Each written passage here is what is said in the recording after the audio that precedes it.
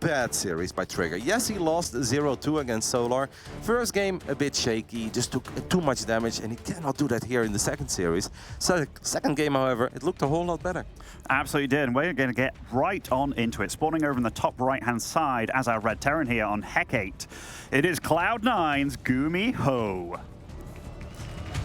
You're going with the Hecate, Ben? Thought you made fun of me for calling it Hecate. Oh, Hecate, you know, I get these things wrong all the time, Kev. In the bottom left side, we are looking at the main base of our Canadian Protoss player representing Basilisk. This is Trigger. Obviously, very tough start of the group for him. First, you get Solar. Second series, you get GuMiho. It's like, who made it to the most recent GSL Katowice finals again? Oh yeah, those two guys. So it is a tough start, but Trigger knew the moment he qualified. As fun fact, by the way, I don't know if you think it's fun, but both of these players qualified through the American Intel Extreme Masters qualifier. GuMiho did not make it through the Korean one, and he decided not to play the European one because that latency is just very hard to deal with. So he decided to just get it done in the final opportunity. That was the absolute last chance that anybody had even making it to this tournament. GuMiho did make it through the alpha bracket though. I believe he beat Chem and then Scarlet. Trigger beat Creator and then lost against Bonnie, but also defeated Chem in a very close series, by the way, 3-2. No, interesting. And it's good that you point out that both these guys were in the finals of the recent GSL kind of thing, you know. It was actually a very surprise run by GuMiho to do so well. And it was just as he was picked up by Cloud9, it was like the stars aligned.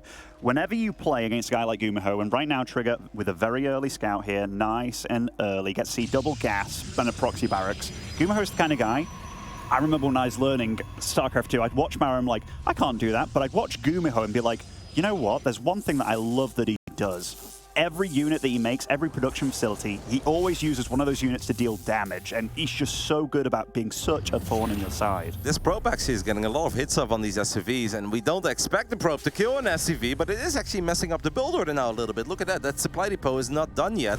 Gets it. Trigger gets the kill on the SCV. That may seem minor, but that is such a feel-good moment for pro gamers, because you also get the perfect scout. You know about the factory. I think obviously at this point you know about the double gas as well, even if the probe didn't get in that far, but you also force that Reaper to come home, and that means that that Reaper is not in your main base, is not gonna get that first lucky probe kill right before that Stalker comes out, and Trigger actually going Stalker before Adept. I really like it in this scenario just because Stalkers, I think they provide a bit more safety against these Reapers. I think that's an amazing start for Trigger. It's just one SCV, but that one SCV represents so much value. It's something you don't expect, right? You commit to the scout, you actually get to get out somewhat, but also it's like, hey, might as well get the SCV here, mess some things up. And yeah, already a decent start. Hiding his tech as well. Will go for the Twilight Council. Now that's something that I did anticipate from Trigger. Already something a little bit unusual here with this early Widowmine, but most likely just playing safe here is GuMiho. Already might be a tiny bit thrown off, but he just wants to keep checking his T's, dotting his I's, making sure he knows exactly what he's up against. Trigger went for a very early shield battery in the natural, but I really don't hate it. If you get a good scout off, and if you know that you went for the cybernetics core into the nexus, so you're gonna get a little economic advantage, and your opponent is doing something that's a bit more tech heavy first, and then they expand, you're already ahead. It really does not hurt you that much to drop that safety battery. We now can see that in a perfect world, he didn't really need that battery that early. But I always think of our boy Zest, a man who found a lot of success over here in Poland. If he knew he was ahead, he would play it safe. And he's like, I'm not going to give you a window to turn around that economic advantage that I've created for myself. No, slow and steady. You get a battery. You look at the worker count right now, Ben. Trigger is still enjoying an 8-worker lead. That's very good. Of course, GuMiho is going to try to do something about it with his double Widowmine drop. And, you know, there's a lot of Stalkers here on the defense already. And, I mean, this is a nice scout by GuMiho, and he's even going to get out there, a little bit of a pro pull, try and get the last killing blow. Nice scout here for this probe. This probe is going to give Trigger those 2-second heads up that the medevac is coming. Look at the Stalkers getting a lot of shots up on the medevac. Unfortunately, he is not going to get the kill immediately. He does get one Widowmine and only loses a single probe. Say that Trigger should be more than happy with this defense. I don't think GuMiho can save that Widowmine. He is not going to save it. 5 worker lead, going up to 3 bases, very quick blink. This is everything that Trigger practices over and over and over again. He's got to be very happy with where he finds himself 5 minutes into this game. Yeah, and I mean, it's a 3 gate from him as well, so he's going to have a lot of Stalkers out very quickly. Blink's already done, and I mean, you always have to be a little bit worried about what a Terran can throw at you after the Widow Mine drop, because I mean, we do see that there is a Liberator out now. It's going to be Tank Marine follow-up as well. This Cyclone will eventually shut down this Adept, but I mean, so far, not a bad start for Trigger at all. He dealt with that Widow Mine drop very cleanly. Yep. I think it's an amazing start even. I think GuMiho is not happy, even though he has a 10 worker lead. Now maybe that one Liberator, if it shows up in an unfortunate moment for Trigger, right where Trigger is trying to micro Stalkers on the other side of the map, or the gateways are on cooldown, then this Liberator has the opportunity to get a bunch of kills. Trigger doesn't need to be too aggressive here. He needs to make sure that he doesn't take damage at home. I don't think he's quite aware of this Liberator yet. He is going to see it, and now we wonder, where are those Stalker Warpins? Excellent reaction there by Trigger. Pulled the probes away immediately, warped in a couple of Stalkers. He's still kiting over here. He's already shaving off units with a 3 base against 2 base scenario. I think the young Canadian is playing a fantastic PvP so far. He is playing good, and he reacted very nicely. Here, though, losing a couple of Stalkers to one juicy tank shot, got a few bruised and battered earlier on in those skirmishes. But if there's one thing that I would have liked from Trigger, just having a pylon below here at the bottom 3rd base, just to see drops coming on later on, that could have helped a little bit. But he handled it really well, and that's a very fast charge follow-up, and that's one thing that you absolutely want to get online against a tank push, which is kind of inevitable at this point. Yep, the Stalker is going to see where the Terran army is at. It's a bit unfortunate for Trigger that those Stalkers moved in the wrong way. It started off all very good, but until he lost a couple Stalkers at home, that was a bit scary. Now GuMiho is here, and GuMiho might try to force the fight right before this battery, but I think Trigger needs to know that as long as he stays near this battery, he's okay. That Liberator has moved forward, though. That's a great play by Gumi. And then you can see right now that Trigger is not totally certain how he wants to deal with this. He's waiting for Zealot Charge to come online, and he should be able to wipe in a couple of Zealots, but he's also worried about the Liberator dealing too much damage. I mean, probes are dying here, Kev. Stalkers are dying as well. I think GuMiho's just running away with it. There is a very aggressive warp in there, right in the face, does lose one Stalker on the plow, but I don't think he's going to be able to recover from this, Kev. This tank push just too good, too strong. And it's that Liberator that's been moving. 11 kills! Bouncing between the natural and the main. GuMiho with perfect Liberator control, and Trigger, I think, losing track of that army in the center of the map really disrupted his flow, disrupted his momentum. Maybe he stuck around on that high ground a bit too long. You mentioned that one tank shot, and after that you can see, okay, the stock count is not that high anymore. He had to split up his units, he lost track of it, and GuMiho, a single Liberator is all that GuMiho needs to make sure that his push is devastating, because he's so annoyed with it. He's forcing Trigger to pay attention to the main, the natural, and Trigger tried to stay patient and calm, but he just couldn't quite get on top of those tanks, or actually warp in enough Zealots to deal with that bio initially. Now maybe he finally has enough units, but look at these tanks, man. There's 4 tanks, and all 4 tanks survive. That's gonna be it, Benny.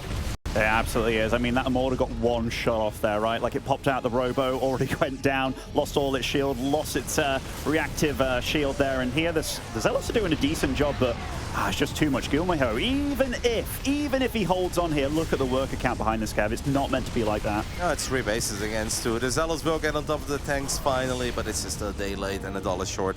Don't know about that Liberator, by the way. Maybe GuMiho sent it into early retirement. It went down. It deserved a better ending than that, because that Lib was the absolute MVP.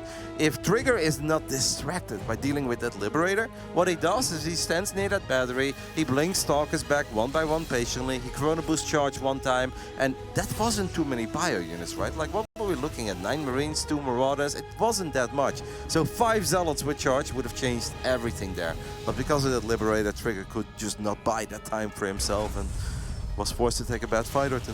And this is such a sad little squad moving out, right, trying to do a poke. I mean, getting some information, that's good, but GuMiho, he's even getting a turret at the front here. He's like, how can you come back out of this terrible situation? You have to do something crazy, something risky. Oh, poor Ursadon over there getting absolutely butchered. But yeah, I mean, Trigger, it's a mountain to climb at this point. He's got one Hail Mary left in him, and every choice feels like a bad one. Yeah, no, he knows that he took too much damage. Maybe you just take these final moments to see if you can find your rhythm and your groove, right? I mean, you kite a little bit with the Stalkers, you pick up a few Marines, maybe you snipe a Medevac, and Trigger obviously knows that the writing is on the wall for this one, because this was not a low SCV 2-base all-in. If that was the case, GuMiho would have had way more units. It was very close. It looked one-sided. This was one of these moments where if Trigger would have been able to pick up that lip and you warp in 5 zealots with charge, you chrono boost charge 1 time, then he could have smashed that push, and then he would have been in a great spot with 3 bases against 2. Unfortunately, GuMiho did not let him get there. GuMiho is walking away with it. We're going to micro the Marines and the Marauders. There will be a tiny bit of friendly fire, but that does not matter. GuMiho gets his first map win on the board. Rough start, but excellent mid-game. Yeah, to say that that probe situation happened early on and the Widow Mine drop was pretty decently deflected as well.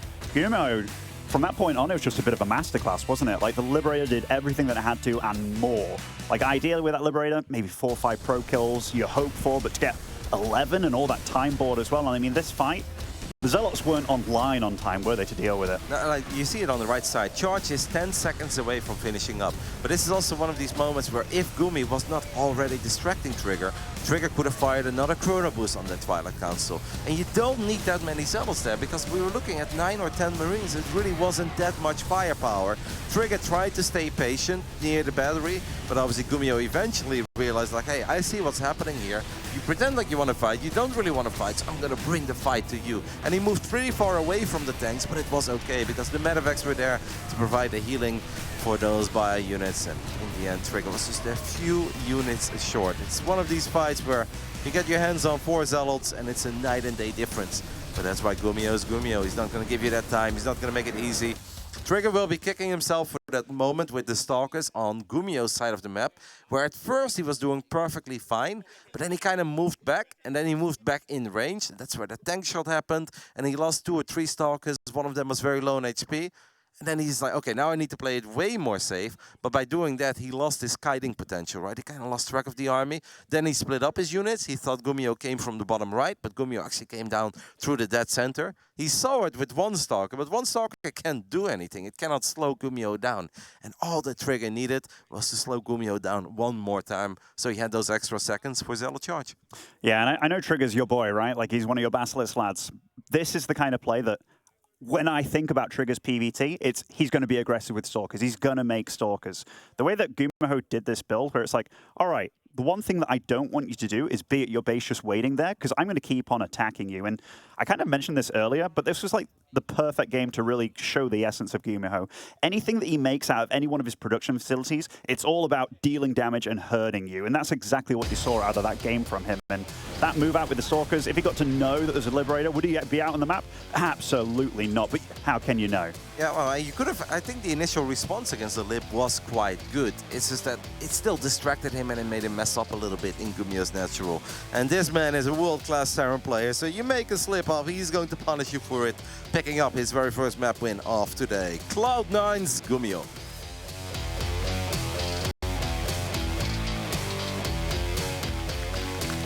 And spawning over in the bottom right of Oceanborn, the Blue Protoss Basilisk Trigger. 2023 was such a cool year for Gumi, because we knew he was good. He was always up there. You think of Korean Terran players, he may not be the first guy you think of, but you always mention him, a proper legend of the game. He's been around forever. But some of those runs in 2023, Ben, especially the one in Sweden as well, I don't want to say it came out of nowhere, but I don't think many people thought Gumi was going to go all the way to the Grand Finals. And let's not forget, he really put up a proper fight against Sero in those Grand Finals as well. That was far from a landslide victory for Sero. So it was amazing to see Gumi peak in, yeah, what feels like the later stages of his career, but that's just because he's been around forever. He has been around forever. I mean, he was one of the guys. In fact, he was the guy that played in the Pro League days. He had the booth fall on top of his head, you know, and credit to him, he shook it off, still won his game there, which was awesome. But he's a guy that's been to the army, came back. He was a bit memey, right, just playing mech against absolutely everything. And it was like, GuMiho, you know, yeah, you had your time in the sun, but whatever happened to him? Because all of a sudden he's just like, you know what? I am one of the better Terran players on the planet. You might keep forgetting about me because for some reason I think he's one of the most underrated Terrans of all time. The fact that he's done what he does and little flashes of brilliance here and there, that he always manages to remind you that he's a guy that's absolutely worth watching. But yeah, consistency, that is something that is pretty hard to keep up for these players. I feel like with GuMiho, there's almost no level of consistency, because he's either incredibly freaking good, where you're like, whoa, he's so much better than I expected, or he underperforms a little bit. We're like, expected a little more of Gumi. It's very hard to figure out what a normal performance for GuMiho is, but that makes him a very fun guy to always follow throughout these tournaments. He plays Terran a bit like a Protoss player would, with the fact that he has so many builds available. He's all about like harassing, dealing damage. He's good about these timing attacks as well. And he's not scared of late game either. And the fact that he can really come out with a huge, vast varying army composition in any situation as well. It's tough, man. You already see a very different build coming out of him. Yep. I honestly, if I was GuMiho's coach, I would prefer these kinds of builds, because I do think that he put himself in a bit of a rough spot in that game one. But obviously that's what a lot of Terrans are okay with, because they want to get quick access to that factory, quick access to the starport. I think this is a slightly superior build. I'm very curious to see what's coming out of the man from Basilisk. Is it going to be 4-gate Blink? Is he going to be aggressive? Or are we looking at a 2-gate Blink Stalker opening with a Robo and going up to quick 3 bases? Because those builds, they look similar, right? If you are not watching StarCraft all the time, you're like, he goes for Blink Stalkers and a Robo. He did it in game 1. But that doesn't mean it's going to be the same thing. Because if he makes 4 gateways, he is going to be aggressive. He's going to be in the face of GuMiho.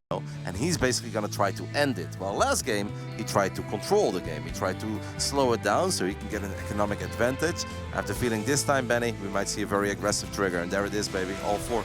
That's good. I mean, like, even though it's Blink Stalkers again, it's a very different tempo of Blink Stalkers. And GuMiho, the way that he's playing this right now, he is getting a tech lab nice and early. It's not going to be the Widowmine drop, is it? I don't believe. No, I don't see any medevac on the map, but yeah, this is already a very different game to game 1 between these two, and I like that Trigger's bringing a different pace here. Now it's all about GuMiho figuring this out. GuMiho obviously had the Reaper, but he didn't want to just throw away that Reaper. It does really help a Terran to scout it, but to be fair, if GuMiho would scout it right now, he wouldn't do a whole lot different than what he's actually doing, because he's going into tanks incredibly early. There are many other Terran builds out there, like you mentioned, Benny, and you think of Hellion into whatever, right? Or a bunch of Widow Mines, a triple mine drop, double mine drop. That's not happening. GuMiho is actually going into tanks incredibly quick. This is a nice scout, because it's 4:28 in the game. And with a lot of Protoss builds, that 4 minutes access would have already been there. So now GuMiho sees like, hey, you're not on 3 bases yet. You're on 2 bases. That means that I'm probably going to get attacked. The only thing I think GuMiho should do, though, is build a bunker or 2. Yes, he has very quick tanks. Tanks are awesome. I still think you want to make life easier on yourself and go for a bunker. He only made 1 tank. That can be risky, man, because Trigger is a guy who will just go for it. And, I mean, that tank is very exposed there. It looks like it's in a decent spot, but if you blink on that high ground, I mean, these warpins right here, has the Liberator even shown itself yet? Because that is something it hasn't shown Liv itself. is chilling on the other side of the map. I mean, if Trigger is going to dive deep into the natural, GuMiho now obviously knows, like, oh, wait a minute, this is not the same thing at all. I feel like he should have already known. I feel like there should have been a bunker. This orbital is going to take a lot of damage. Liberator is now going to siege up in the main. Trigger is very well aware of that. He needs to save his War Prism. You cannot lose the War Prism, Trigger. That would be a disaster. He does not lose it. And only loses 2 probes. So far, so good. GuMiho moved his tank to the low ground. Ben, am I crazy or is that crazy? It's a bit crazy, Kev. I mean, he added Marauders to his army comp very early here, so it is quite a stocky little group. But, I mean, it's already getting a bit spicy. He's gone with 1 Stalker for defense only, which is definitely not too committal by him. That Liberator will still cause trouble. Going up to a 3rd base as well. I like the fact that he's not uber all in with this. Nope, but I also think that Trigger should do more, because you cannot play 4-gate Blink Stalker as the Liberator is going to, not win. It's a double KO. Now the Blink in the natural is going to happen. That was the only tank, but good news for GuMiho is that Stim is almost online. Combat Shield is already done. Stim is going to finish up in the near future. Trigger needs to still be very careful with that War Prism, and he knows it. I mean, there is a lot of potential in these Blink Stalkers against a Terran player that has 0 tanks and no bunkers. Absolutely, and look at that. All these Stalkers do get out scot-free here. A few are a little battered and bruised, but he's getting charge online. 3rd base very close to completing here. Pro production has definitely slowed down a little bit, but it had to with how much pressure he put on. Nice micro by Gumi. What I would really love to see here from Trigger is put 4 Stalkers inside of a War Prism and also drop a little bit in the back of the main. But Trigger just wants to take this fight straight up. It's going kind of well, but obviously there will be some Terran reinforcements. I think Trigger can split up his army right now, the way that Hero and Max Packs love to do it. You put a couple of Stalkers in the back of that main. 4 Stalkers is the magical amount of Stalkers to one-shot an SCV. I think that would be the play. And you can still be active with these Stalkers in the natural. These are really good trades, man. And GuMiho, He's accidentally killed 2 of his Marines this game just by accidentally attack moving on them, which is definitely messy. And GuMiho, he has no idea what's happening on the other side of the map. He's even got a turret here just to be like, hey man, I really don't want to lose. Like, I don't know what you're doing here behind this. And starts his 3rd base as well. But right now, Trigger in a phenomenal position. And he's taking your, oh, that Widowmine, I didn't even see that. But this is still going to get some decent damage done. A bit of lost mining time. It's also a scout, right? Because now the Zealots will see that 3rd command center is on the way. I think we had an observer here earlier, but I believe that observer has been scanned and picked off. Yep, that's well done by GuMiho, because you don't want to give the Protoss too much vision, don't want to make it too easy for them. Trigger is doing a little bit of everything, and I don't hate it, especially with the way that GuMiho is approaching this, where he says, all right, I don't think I can move out, let's just go up to 3 bases. Then I think it makes sense that Trigger is also dropping that Robo Bay, going for the extended thermal lens. You want to be cautious with this kind of stuff, right? 1 or 2 Zealots running into Terran army, not a big deal. If that happens a few too many times, you find yourself in a massive army supply deficit in the near future. And that's where Bio, even if you have a Colossus, can still really pack a punch. GuMiho is definitely feeling it micro-wise, even though he did have a couple of errors here and there, doing a lot of pickup micro. And I mean, he's definitely saving more units than maybe he should be, but Trigger getting that 20 supply lead going. He's still got the Warpers on the map. It is battered. But slowing down GuMiho, any cost here is decent for him. That Colossus tech is online. Thermal Lance halfway done, getting his +1 as well. And he is rocking a superior economy for the time being, but has to be so careful with this. Kudos to GuMiho, though, for even finding himself in this spot 9 minutes into this game, because the man went 1 tank, no bunker, against 4-gate Blink Stalker. I'm pretty certain a lot of professional Terran players will look at that set and be like, yeah, you're dead. There's nothing you can do. And GuMiho's like, well, might get difficult, but I'm going to hang in there. And he absolutely did. And he's not even in all that bad of a spot. He's down a couple workers. He's going up to 3 bases. I'd say that Trigger has a small advantage, but I think what the young Canadian really needs to work on here is the map vision. As we're following his first-person view here for a little bit, you look at that minimap, Ben, that's a scary minimap to me if I was a Protoss player. You need more vision against world-class Terrans like Gumi. Yeah, I mean, he's really hoping that Gumi's just going to stay on the back foot in his base, and I think maybe that will be GuMiho's choice. So I think Trigger fairly spot on about how he's approaching this, taking the 4th base as well. And yeah, GuMiho right back over there. So he made the right call. He's very safe. That is such a heavy Marauder army, Kev. Like that, they're outnumbering the Marines 2-1. Ghost coming online very quickly here for GuMiho, but that army from Trigger packs a massive punch. I would love to see him split off 10 Zealots and just run into the natural, or you send that Prism into the main, right? I don't know if all the Zealots need to be here, but you did mention GuMiho is very heavy on the Marauders, and if there is one thing that Marauders don't really enjoy dealing with, it's an overwhelming amount of Zealots, and we're looking at 31 Zealots at 62 army supply of pure Zealots. Trigger is just kind of trying to force out stim after stim. He now sees a big stim has been used, so he's going to run back towards his War Prism, and he's going to try to get as many shots off as possible with the Colossus. The War Prism is taking damage, but that War Prism is not falling. I tell you what, Trigger's micro there, he was so hesitant about these Zealots. He really didn't want to run into it, and these supplies are looking closer than ever. This was definitely a little bit blundersome by Trigger, but the nerves are beginning to show maybe a little bit, but he's still got a good position in this game. SV count massively caught up for GuMiho. I don't know how Gumi's doing this, honestly. He's playing so nicely. It was beautiful positioning right on the Terran units, and he was also very patient with stimming. He didn't just stim every single time that Protoss army got close. He stimmed one time, and that's when they actually battled. So in the end, the Trigger is going to go back. I do feel like there was some more potential there for Trigger. If we have 31 Zealots, you either indeed fully send it and you swarm that army, or you split off some Zealots and you go for some Zealots in the main, some Zealots into the natural.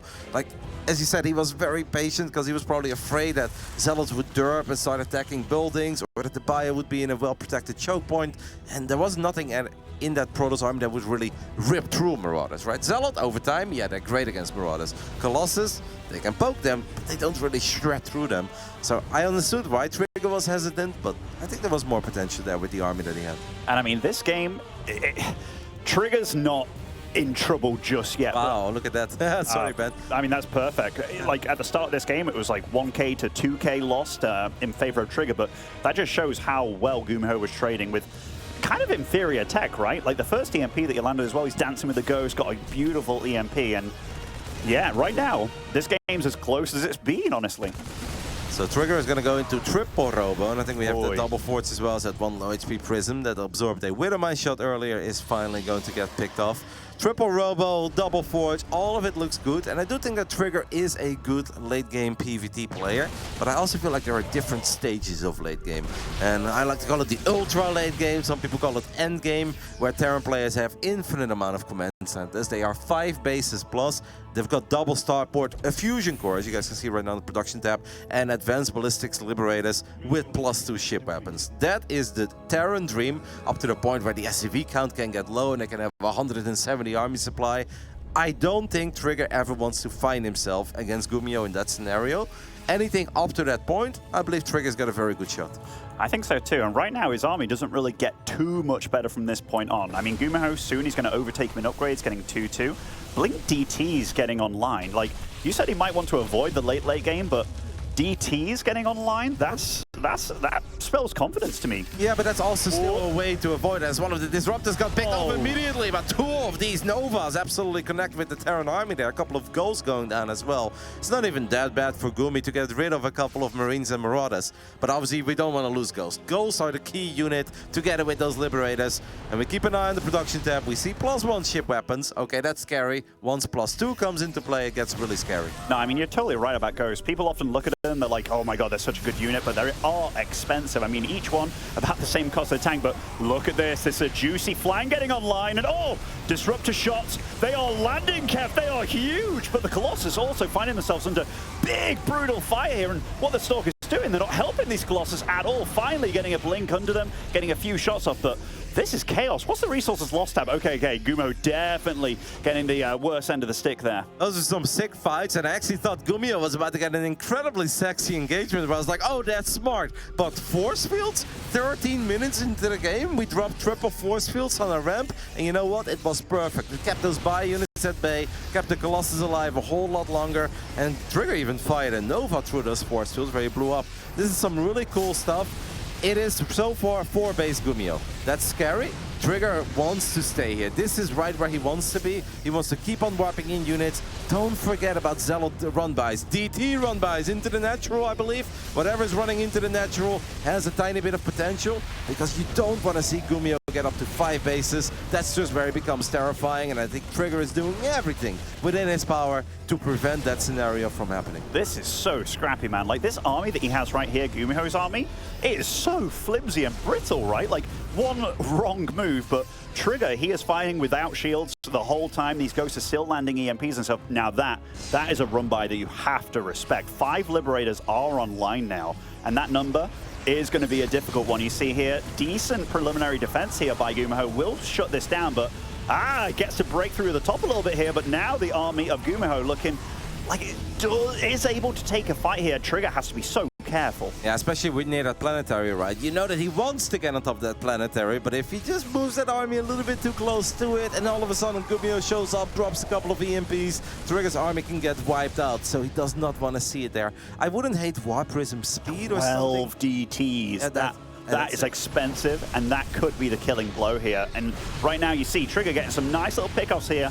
Stalkers being used to absolute perfection there to take out the libs. GuMiho realized that he cannot defend forever. He is going to see that though, and Trigger has his main army now kind of in between all these bases. Killing the Sensor Tower would be a big one. That Sensor Tower is just sitting there. That is an awesome unit to pick off, I think, as a Protoss. Trigger is now surrounded, but he says, I've got the invisible guy, baby. You're not surrounding me, I'm surrounding you. It's a great blink as he wipes out even more bio units, but he's still not getting that critical economic damage that he's clearly looking for. I mean, the thing is, he's got Gumi on the ropes, and he wants to keep him there. He has to be very careful, because his army, one wrong move, and I mean, these are going to be nice, juicy detonations. At least one going down to GuMiho. He is feeling the pressure. He's been feeling the pressure non-stop for like the last 5 minutes from Trigger. And Trigger, yeah, look at his bases behind us as well, Kev. What's that? 6-7 Protoss bases. He's macroing great. He's playing great. Trigger is really playing a solid game here, and you said he's got him on the ropes, but it's also important to eventually get him out of there, because we've seen the Korean Terrans pull out a rope-a-dope or two, but you think you've got him on the ropes for the longest time, but they just hang in there and they never give up. But Trigger truly really is trying to get GuMiho out of this game. Supplies are close, but the momentum, the minimap, it's all in favor of Trigger. This is a big moment. He does get the PF. That's an awfully close call. Trigger getting a tiny bit fortunate there, but that's the planetary kill that he was looking for. Oh, but is this army staying here for too long? All those valuable disruptors getting cleaned up, and I'm looking at this. He's still got a bank very available here. Is he going to go for a little cheeky recall? I mean, it'll be kind of redundant right at this point, but GuMiho now 30 supply ahead.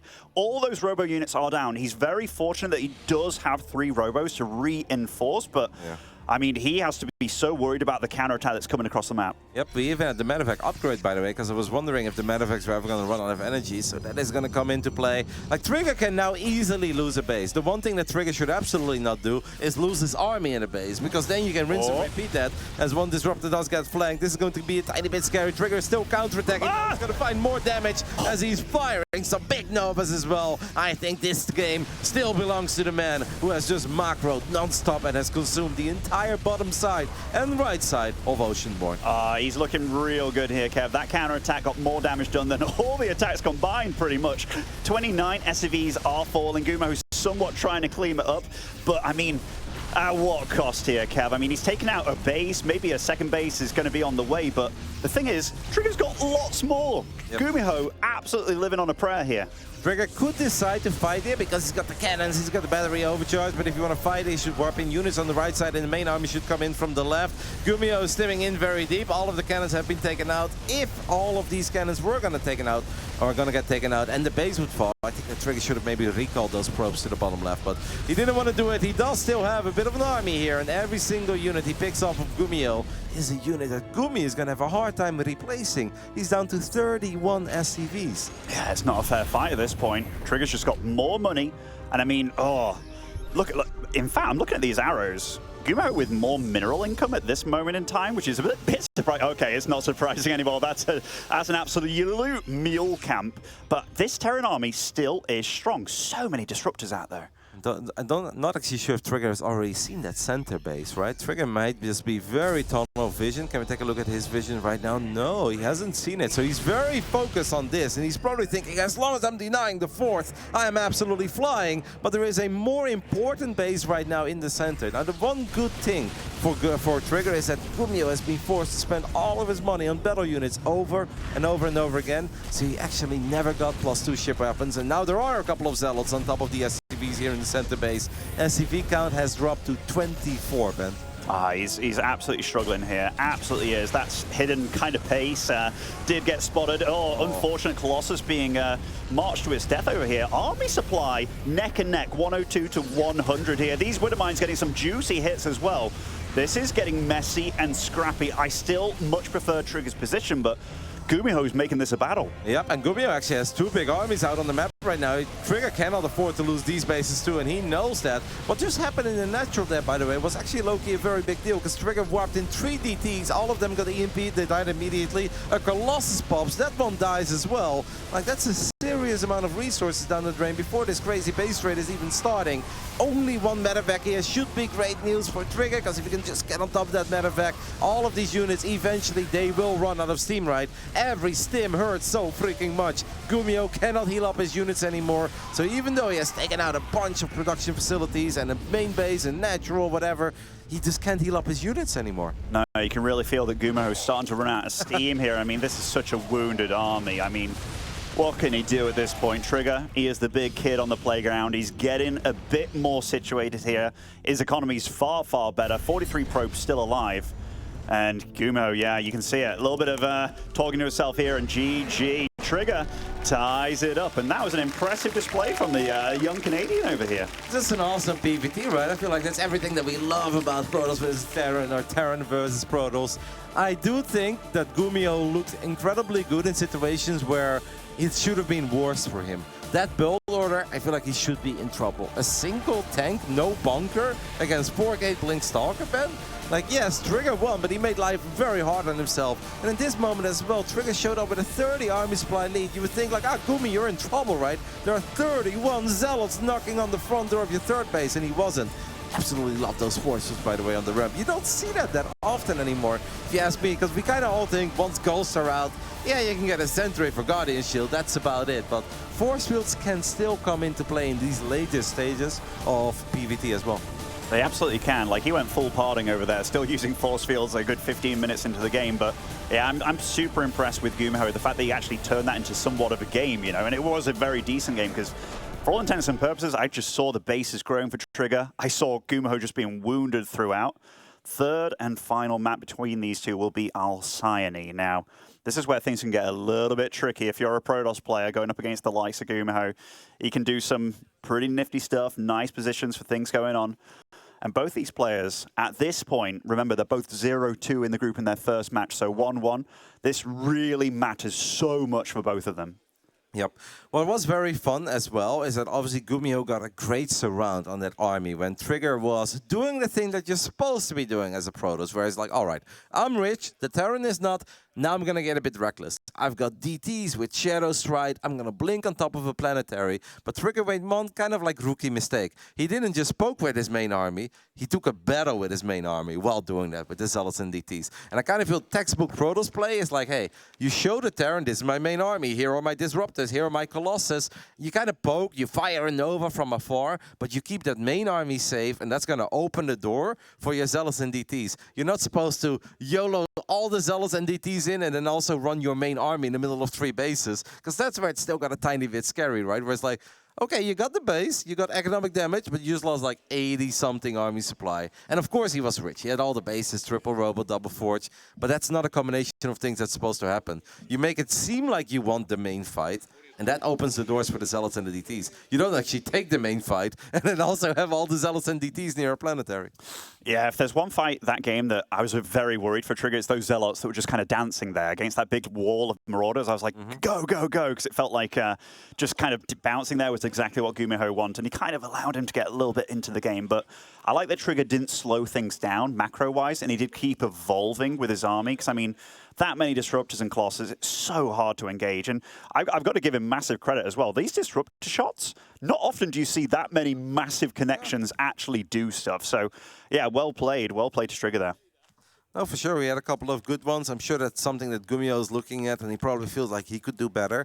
But I think GuMiho will most likely think like, okay, this is just not my kind of game, right? GuMiho is the in-your-face kind of Terran. GuMi doesn't want to be turtling on 3 bases, waiting for his 3rd orbital to finally float over. He probably just anticipated a different build from Trigger. Probably thought that Trigger would go for the 2-gate Blinkstalker, Robo, quick 3rd base, and then all the tables are turned, right? And it's Trigger defending, and GuMiho's out and about on the map. So I don't think that was totally GuMiho's comfort zone. He knows it. He's probably going to try to play very different. I do think that if GuMi ever gets a proper 4-base setup, where the early game is a lot more even, and GuMiho is also out and about on the map, he's dealing some damage.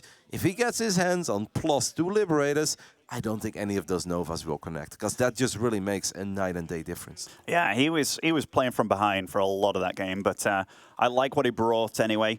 Third game, what kind of opening are you thinking we might get from GuMiho these days, or is there any sort of opening that you're like kind of worried for Trigger? I mean, there's a lot of things in TVP. Like StarCraft II is a game of skill. We all know that. It's so incredibly hard. But there are some little moments where you can get a bit fortunate. You decide things in the dark, I decide things in the dark, and it's definitely not as extreme as the Wings of Liberty days where it's like, oh, it's a build or the win, but there are some things that just give you a big advantage.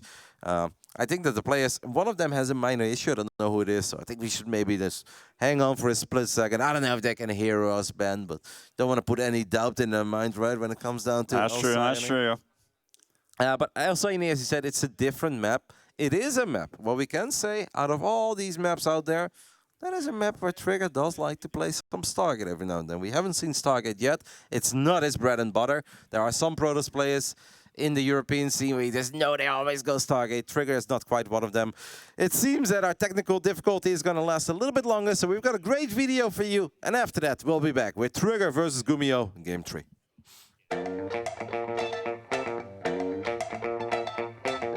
The players are very used to facing off against each other in 1v1 in StarCraft, but let's test their general knowledge against one another. But don't land on the X, because that's -1 point.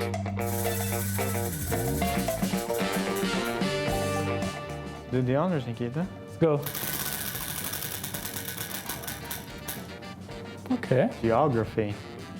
Okay, okay. It's probably America. No, I'm just not sure which city it was in for BlizzCon. Yeah, you probably won't tell me. I have no idea. It should be. It has to be America. But I'm not sure where BlizzCon was. Me neither. I mean, I was there a couple of times. Yeah, it's unfair. I wasn't there. Katowice. Okay. All right. Let's see.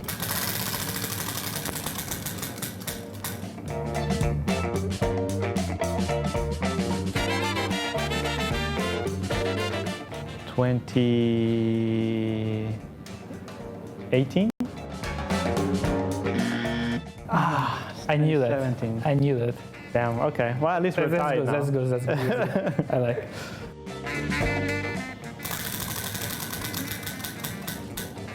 Oh, unlucky, brother.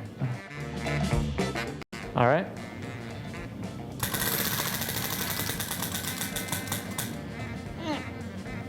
Okay. The pro gamer guy. Wait. The only two non-Korean players to obtain the Triple Crown. And then the Triple Crown is to win in Korea, in Europe, and in America. Is that it? Do you have any input on this? Absolutely not. Okay, I want to say probably Neeb and Cyril. Okay.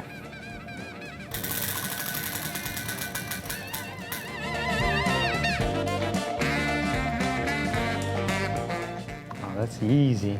I have no clue. I never played campaign. Like Tassadar? Okay. That was my second guess. It was a decent one.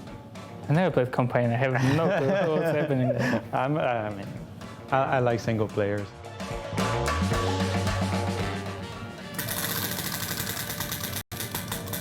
No! But I think yeah, that sucks. That's a terrible way to end. That was Kilos with the worst Wheel of Legacy run ever. And Kelazar with a decent run. No, Stay it wasn't tuned. decent.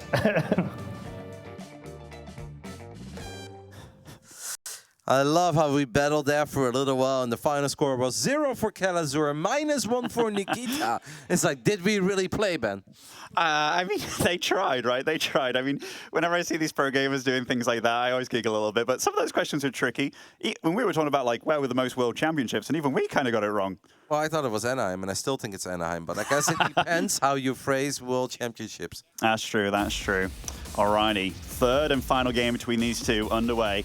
A little bit of a break going on, so GuMiho can somewhat reset, and Trigger can cling on to that victory for even longer, with GuMiho writhing in it a little bit. But Alcyone will be the final map deciding it between these two guys. Unfortunately, yeah, doesn't want to be listening to us and our high-level strats, you know. I believe there was a minor keyboard issue before, and the keyboard issue has been solved. But now, obviously, it's very important that the headsets still function properly, because we don't want the pro gamers to be distracted by either some of these passionate nerds that have already shown up Thursday morning, Katowice. I always love about big events like this, man, hearing all the travel stories of the fans, people coming from all over Europe, but not even just Europe. Like, you have Americans showing up. They just look forward to Katowice all year long. And it makes me always super happy to see them show up. And it's very early into the weekend, but I know that a lot of nerds are going to make the journey over. As we have a minor update, some of the other games have also been played. While we were watching Trigger versus GuMiho, it seems that Solar has been able to win his second series. So Solar played a ZVZ against Scarlet.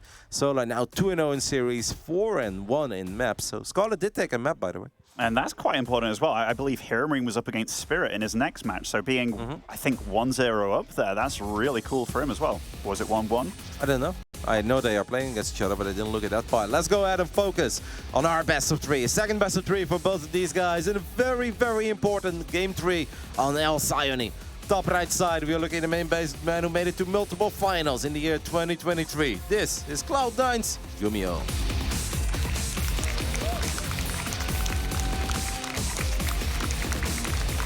And over in the bottom left, the cheeky little Protoss player from Basilisk, it is Trigger. So we had the Twilight Macro opening coming out of Trigger. We had the 4-gate Twilight Council with Blink Aggression. I think he could have done a bit more than what he ended up doing, but it's all good because he brought Oceanborn home in the end. Is this going to be the map where he's going to switch things up and go for a Stargate? And you were mentioning, right, like, or you were asking me, like, are there certain things that you hope for, that you don't hope for? Like, if GuMiho would go for some sort of a double Cyclone opening, and Trigger is just chilling at home, and he's going Stargate tech, he's going Phoenix, and he's hiding those Phoenixes, like, you could be in so much trouble as a Protoss, because Cyclones are just omega good against Phoenix. That doesn't mean that you can't do anything with the Phoenixes, but that has to change the way that you're going to play a little bit. It's going to change your movement, it's going to change your timing of dropping the robo or taking gases. So it really all comes down to who sees what and when do they see it. And it's kind of hard, like if you're in Trigger's shoes and you've been playing against GuMiho's opening so far, they haven't really been the same, but they all consist of getting a Cyclone out, having the Reaper on the other side of the map.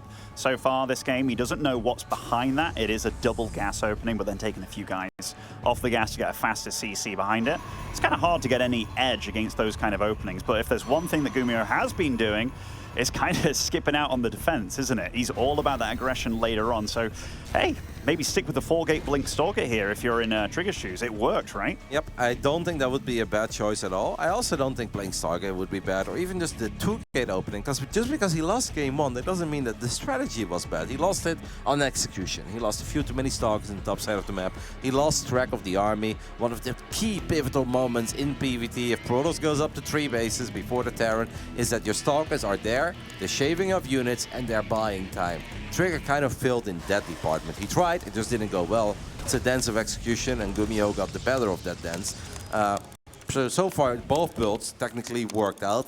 He's going to switch it up, Benny. It is going to be a Stargate in game 3, and he's going to make it hard for GuMiho to scout this. So now it all comes down to what will GuMiho do with his starport? Is he opening up with a medevac? Is he going to go for some sort of a winter mine drop? Or is it going to be something else?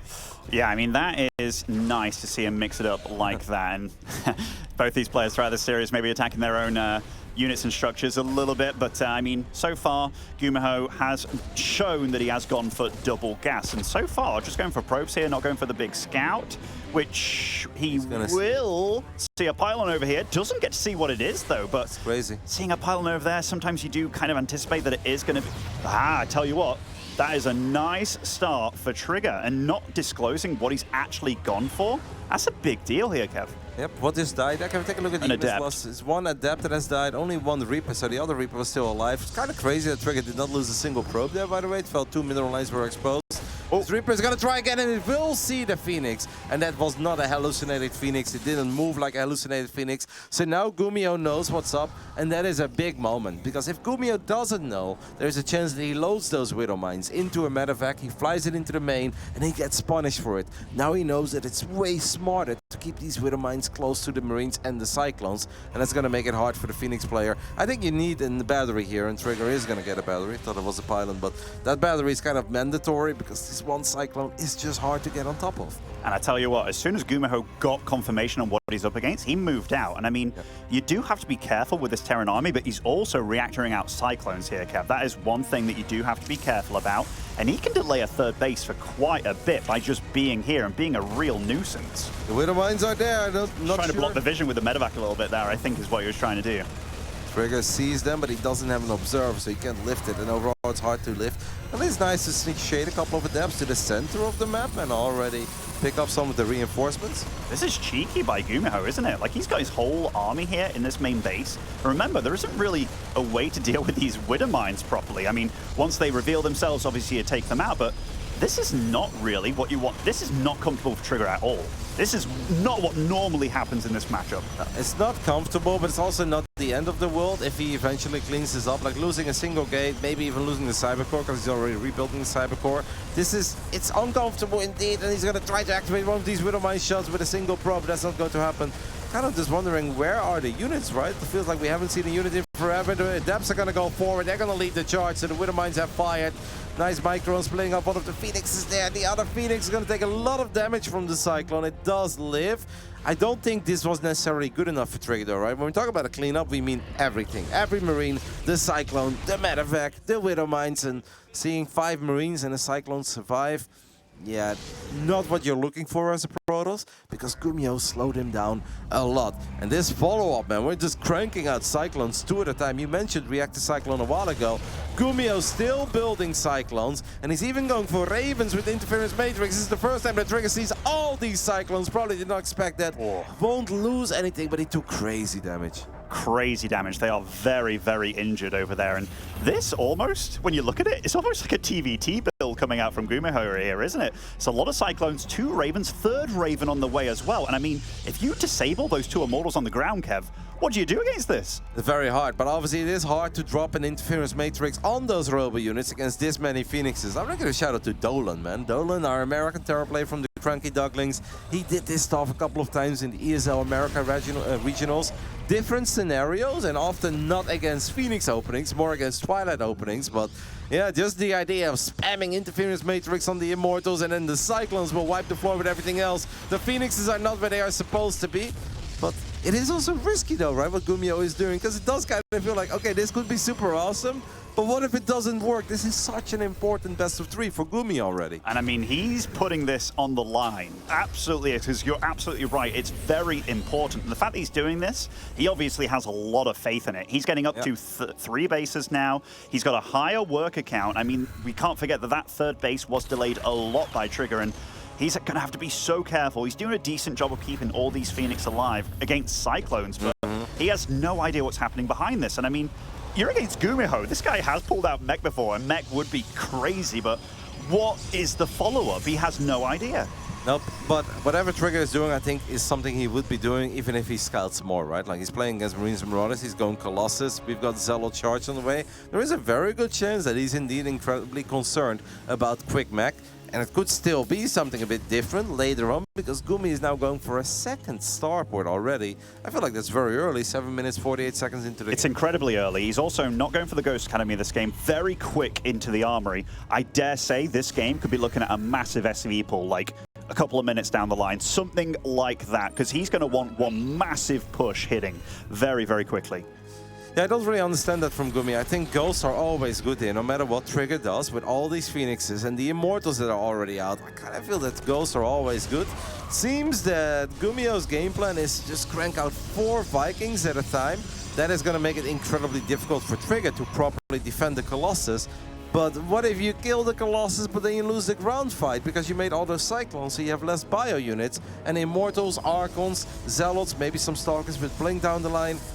I don't know, I think it's a bit risky by GuMi. I personally think that just going for a Ghost Academy would have been a more solid play, but he is going to absolutely obliterate these Colossus whenever he gets on top of them. Absolutely will. I mean, it's not much AoE damage, is it, at all in Trigger's army? In fact, it's 0, and those Phoenix, they've got a massive job on their shoulders. The Vikings, whereabouts are they? They're not joined with the army yet, so... Oh, those are nice. Those are sick force fields. Decent little pickup here to save the last scrambles of that army, but I don't think GuMiho can stick around here for much longer. I believe the Phoenix is trying to get lucky in the natural or the 3rd of GuMiho, but I think Vikings had something to say about it, and I assume a Phoenix or 2 has gone down. Yeah, Trigger is probably just going to give up on the Phoenix altogether, and that's completely okay, because he's not going to overpower a Terran with a better economy. I mean, GuMiho is enjoying an 8-worker lead. So yeah, your Phoenixes are not going to win the fight against a couple of the Vikings, but I think his gateway units, the Immortals on the ground, the Zealots, the Stalkers, I think they can win the ground fight for now. I'm just scared for him, man. Like, these upgrades from GuMiho getting 2-1 this much faster than the Protoss is a big deal. And we haven't talked really about what these Ravens are truly capable of. Obviously, they can shut down all those big robo units, and without them in the fight, I mean, this army, I love the addition of these High Templars. These are not necessarily to get storms out, they are to shut down those Ravens. They pack such a punch in this situation, and, oh, gets a few... Did he get the same one there, or? No, he got 1 feedback. He only dropped 1. 1 feedback, a very risky Immortal over there, getting absolutely shut down, and GuMiho being very careful with how he's approaching this. And this Liberator count, Kev, look at that. 4 libs at a time, already 4 here on the front door. And I tell you what, nice little feedbacks here from those High Templars. He even gets the Archon. This really wasn't all that bad for Trigger, because his robo units actually have survived. Interference Matrix is going to run out. I'm not sure if stepping in this many circles this early is a good idea. We have a couple of Stalkers on the ground, but there is not enough anti-air to take care of all of these Liberators. The Phoenixes, they got obliterated by the Vikings and the Marines. There was one Archon in the mix, but it could not get close. I don't think the Trigger had to step into those circles. They were not on top of his base yet. They were still pretty far away. And look at this from GuMiho. Range libs are online now. Look how many there are on the field. You've lost all your Phoenix, and I mean, taking those bad boys out now, this is going to be so difficult for Trigger to deal with. He's doing a good job with the shield battery overcharge, just staying in range, not creeping on these circles, even trying to get some disruption going on back at home, but I can't see him managing to break out of this one. Upgrades are such a big deal here, right? Where Zealots, if the Zealots would have +2 attack and +1 armor against bio units with only +1, you'd be like, whoa, just a couple of Zealots can really turn things around. But these Marauders at home, they're going to stand there, they're going to laugh at these Zealots. A triple upgrade advantage. I mean, double on the bio units versus those KV units, that is just a very big deal. I think Trigger is going to have to try to get clever, somehow get behind these libs, but that's not going to be that easy. He's doing whatever he can, but this time the tables have turned right. In game 2, GuMiho was up with his back up against his ropes. Now it's Trigger, and it kind of feels that Gumi says, nowhere to run, nowhere to hide. You're going to have to take one of these fights, no matter how painful they may be. Trigger thinks that this is the one, that's the best one he can take, and he gets 2 out of those 5 libs rather quickly, but 2 out of 5 is not enough. It's not enough indeed, and third base is lost now for Trigger, and he's getting pushed against the ropes here, Kev. He's 30 supply behind. Base-wise, GuMiho is still expanding. I mean, the Liberator count has definitely been wounded. All these units as well, there isn't enough medevacs here to really heal them up. And these Ravens, they have to be careful too. One is sniped out immediately, dodging these liberation zones. And honestly, Trigger's making the most out of this little avenue here over on the right side. And that's about the best fight you can hope for. Is it enough? These are very wounded Terran units, and oh my goodness, all of them just got absolutely splattered into oblivion, and Trigger breaks out. He's wounded, but I didn't expect that. What a fight. What a Nova there towards the end as well. Beautiful, this kind of movement on these units where he's like stutter stepping almost a tiny bit. And he's like, yeah, I think I found a tiny angle where I can fight. And that was probably kind of a scary moment for Gumi. You probably thought this one is in the bag, right? This game is pretty much over. And Trigger says, nope, nothing is ever going to be easy at the Intel Extreme Masters Katowice. Everyone's going to have to work really hard for every victory. And still think GuMiho is absolutely cooking because of the great upgrades. He's got +2 ship weapons, but he does need to take care of this army. He cannot let that army get into his own natural, for instance. Yeah, Trigger's not out of trouble just yet. 3-2 about to finish up, and he's only on +2 Protoss units. And I know a lot of Protosses, they're okay with just playing with +3 attack, but this, not from this situation. That Liberator count is huge as well, and +2 on those. They're going to start two-shotting these Stalkers, but Trigger, he's making it very uncomfortable for Gumi here. Yep, he's making it a very annoying game, and GuMiho is wondering, do I have enough to just trap this army and force it to take a fight it really does not want to take? We cannot ignore the fact that Marauders are about to get +3 on the infantry weapons against Stalkers, Zealots, and Colossus with 0 armor upgrades, man. Like, how quickly are these units going to die? But I love the addition of a couple of Archons. It's important to keep in mind that GuMiho never got a Ghost enemy, and that is a painful misclick for Trigger, as these Colossus are wandering off by themselves. 2 big robot units will fall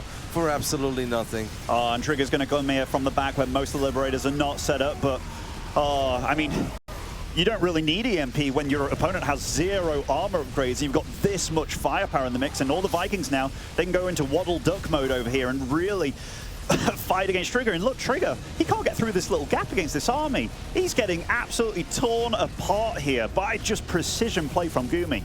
I think you always need EMP, man. I mean, EMP is always damn good, but 3-2 with these kind of upgrades and 2-0, I mean, this army, it's just not a fair fight. No, it's not a fair fight, but the Archons normally, they can actually hang in there for a little while with their high HP, all shields. And if they don't have any ghosts, they can actually make a bigger impact. But losing those Colossus, and in the end, perhaps just a few upgrades down too many. Trigger is still going to battle, but this time he didn't just lose a lot of his key units, he also lost the base. He loses 19 probes.